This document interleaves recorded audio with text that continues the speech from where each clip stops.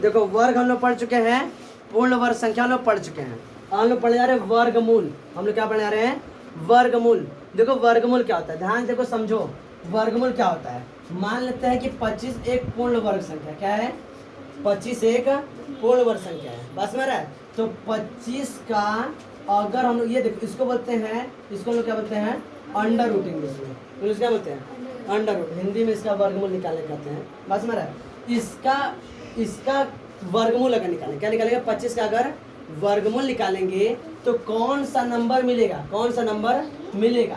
तो हम लोग देखते हैं कि किस नंबर को स्वयं से मल्टीप्लाई करने पर, किस नंबर को स्वयं से गुणा करने पर हमें यह नंबर प्राप्त होता है। तो यह नंबर क्या कहलाएगा? इसका वर्गमूल कहलाएगा। क्या कहलाएगा? इसका वर्गमूल। ध्यान समझो, क्या बताओगे? किसी पूर्ण वर्ग संख्या x का, कोई पूर्ण वर्ग संख्या x है, कोई पूर्ण वर्ग संख्या है x का वर्गमूल वह संख्या होती है, का वर्गमूल वह संख्या होती है जो स्वयं से गुणा होकर पूर्ण वर्ग संख्या x दे। जो पूर्ण संख्या क्या दे? x दे। तो इस संख्या के हम लोग क्या बोलते हैं? पूर्ण वर्ग संख्या बोलते हैं। सॉरी, क्या बोलते हैं? स्क्वायर रूट यानी वर्गमूल बोलते हैं। क्या बोलते हैं? वर्गमूल। यह पूर्ण वर्ग संख्या है, इसका वर्गमूल वह संख्या होगी जो स्वयं से गुणा होकर इस संख्या पूर्ण वर्ग संख्या x को x हमें मिले। तो यह क्या कहलाएगी? वर्गमूल कहलाएगी। किसकी? 25 की। बात समझ रहा है? क्या होता है? अब से मान लेते हैं 16 का वर्गमूल क्या होगा? 16 का। तो 16 का वर्गमूल क्या होगा? तो ऐसी संख्या जो स्वयं से गुणा होकर, किससे? स्वयं से गुणा होकर हमें क्या दे? वह पूर्ण संख्या 16 दे। तो यह संख्या क्या कहलाएगी? इसका वर्गमूल कहलाएगी। क्या कहलाएगी? इसका वर्गमूल। ये प्राप्त करने का हम बताएंगे। हम अचानक 4 कहाँ से दे रहे हैं हमें नहीं समझा रहे। हम यह समझा रहे कि वर्गमूल होता कौन संख्या है, वर्गमूल कौन संख्या होता है। फिर हम समझाएंगे वर्गमूल कैसे प्राप्त करते हैं। अभी बस समझो कि वर्गमूल क्या होता है, यानी स्क्वायर रूट क्या होते हैं। तो किसी भी नंबर का कोई भी पूर्ण वर्ग संख्या है तो उसका अब क्या चीज? वर्गमूल वह संख्या होगी जो स्वयं से गुणा हो और यह नंबर हमें दे। तो ये क्या कहलाएगी? एक संख्या क्या कहलाएगी? इसका वर्गमूल। तो 16 का वर्गमूल क्या होगा? 4। 9 का वर्गमूल क्या होगा? 9 का वर्गमूल 3, क्योंकि 3 से गुणा होकर क्या मिलेगा हमें?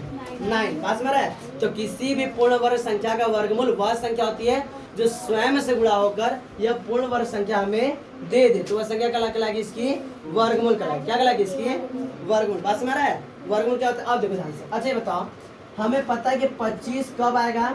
जब हम लोग 5 का 5 से गुणा कराएंगे, तो 5 का 5 से गुणा कराएंगे तो हमें क्या मिलेगा? 25 मिलेगा। बात समझ रहा है? 5 का 5 गुणा कराएंगे तो क्या मिलेगा हमें? 25। लेकिन क्या होगा अगर हम -5 का -5 से गुणा कराएं? -5 का -5 से गुणा कराएं तो क्या होगा? तब भी 25 आएगा, क्योंकि माइनस से माइनस क्या हो जाएगा? कैंसिल हो जाएगा। तो इसका मतलब हम लोग देख रहे हैं किसी भी पूर्ण वर्ग संख्या का वर्गमूल +5 भी हो सकता है और -5 भी हो सकता है। बस में रहा है? किसी भी पूर्ण वर्ग संख्या का वर्गमूल क्या हो सकता है? +5 भी हो सकता है और -5 भी हो सकता है। बस में रहा है? अगर हम क्या 16 का वर्गमूल, तो कहोगे 16 का वर्गमूल +4 भी हो सकता है और -4 भी हो सकता है, क्योंकि -4 का मल्टीप्लाई करें तब भी 16 आएगा। 9 का वर्गमूल क्या हो सकता है? +3 भी हो सकता है और -3 भी हो सकता है। तो किसी भी संख्या का वर्गमूल, किसी भी पूर्ण वर्ग संख्या के वर्गमूल 2 होंगे। एक वही संख्या जो होगी, मान लो इसका वर्गमूल जब मान लो 4 आ रहा है तो 4 भी होगा और -4 भी होगा, यानी ऋण 4 भी होगा। बस में रहा है? किसी भी वर्ग संख्या का, किसी भी पूर्ण वर्ग संख्या का वर्गमूल 2 होंगे। एक धनात्मक होगा, एक क्या होगा? ऋणात्मक। एक क्या होगा? धनात्मक और एक क्या होगा? ऋणात्मक। इसको लिखो। अभी हम नीचे प्रॉपर्टी लिखवा रहे हैं, इसको लिखो। चलो देखो ध्यान से, क्या बताया हम? तो क्या लिखोगे कि पूर्ण वर्ग संख्या के 2 विपरीत चिन्ह वाली समान संख्याएं होती हैं। कोई भी अगर पूर्ण वर्ग संख्या है तो उसके वर्ग, पूर्ण वर्ग संख्या उसके वर्गमूल जी, किसी भी पूर्ण वर्ग संख्या के वर्गमूल क्या होंगे? वर्गमूल 2 विपरीत चिन्ह, यानी धन भी हो सकता है ऋण भी। क्या बताओगे? किसी भी पूर्ण वर्ग संख्या के वर्गमूल 2 विपरीत चिन्ह वाले समान संख्याएं होती हैं। जैसे हमारे अगर 16 है तो 16 का वर्गमूल क्या होगा?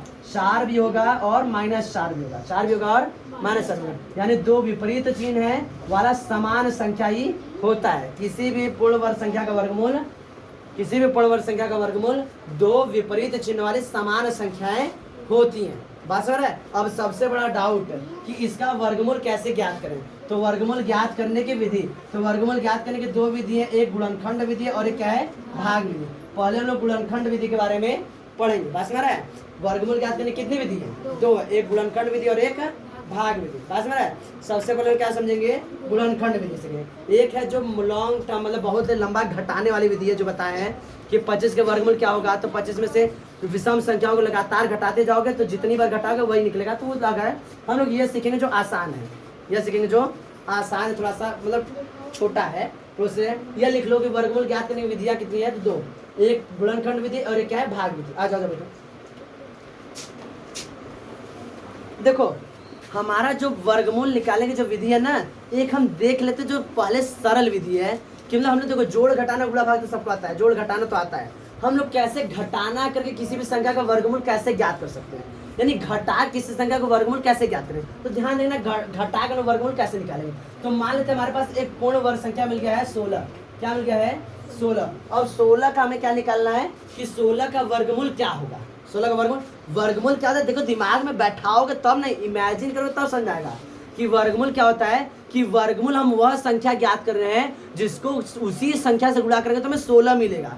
ऐसे सोचो कि हम लोग वह संख्या ज्ञात करने जा रहे हैं जिसको उसी संख्या से गुणा करेंगे तो क्या मिलेगा हमें 16, वही हम लोग ज्ञात करने जा रहे हैं। तो कैसे ज्ञात करेंगे उसकी हम दो विधि लिखवाएं, गुणनखंड विधि लिखवाएं और एक भाग विधि लिखवाएं। बात समझ रहा है। लेकिन इसको देखो एक बहुत ही पुरानी विधि है कि घटा के हम लोग किसी भी संख्या का पूर्ण वर्ग संख्या कैसे ज्ञात करते हैं। तो देखो 16 को हम लोग घटाएंगे तो हमें विषम संख्याओं घटाना है, कौन संख्या को, विषम संख्याओं को, और लगातार आने लगे। तो 16 में से एक बार घटाते 16 का क्या आएगा वर्गमूल देखते हैं।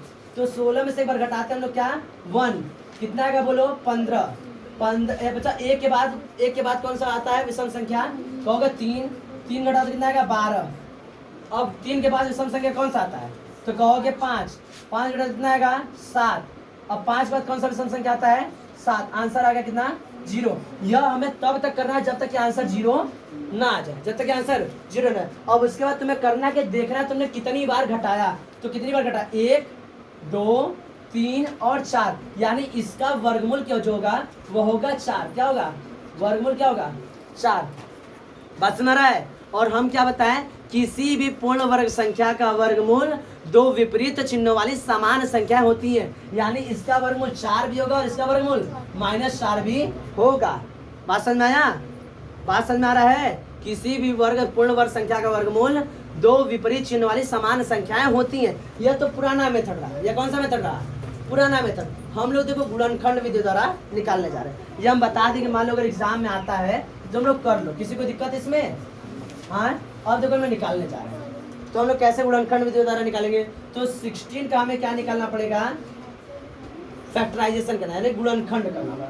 तो 16 का गुणन करो तो 2 से जाएगा क बार में 8 बार में, फिर 2 से जाएगा कहोगे क बार में 4 बार में, फिर 2 से जाएगा क बार में 2 बार में, और 2 से जाएगा 1 बार में। बस ना। अब तुम्हें क्या निकालना है वर्गमूल, क्या निकालना है वर्गमूल। तो वर्गमूल में तुम्हें जोड़ा बनाना होगा, क्या बनाना होगा जोड़ा। अब 2 का 1 जोड़ा और 1 जोड़ा, जितनी बार जोड़ा बनेगा 1 बार लिखना, 1 बार यहाँ और 1 बार यहाँ, इन दोनों गुणा करो कितना आएगा 2 दूना 4, यानी 16 का वर्गमूल क्या होगा 4 होगा। बात समझ आया कैसे निकालना है। क्या करना है, जो भी संख्या दी रहेगी पूर्ण वर्ग संख्या रहेगी उसका पहले क्या करोगे गुणनखंड, गुणनखंड करने के बाद उसका क्या बनाओगे जोड़ा। जोड़ा बनाके तुमको कितनी बार लिखना है 1 बार, जितने जोड़े आएंगे उतनी बार वो संख्या लिख दोगे और लिखने के बाद उसका क्या करा दोगे गुणा। अब हमें क्या मिल जाएगा वो संख्या मिल जाएगा। जैसे एक और देख लेते हैं हम लोग, एक और देख लेते हैं 36। क्या देख लेते हैं 36 का हमें क्या निकालना है वर्गमूल।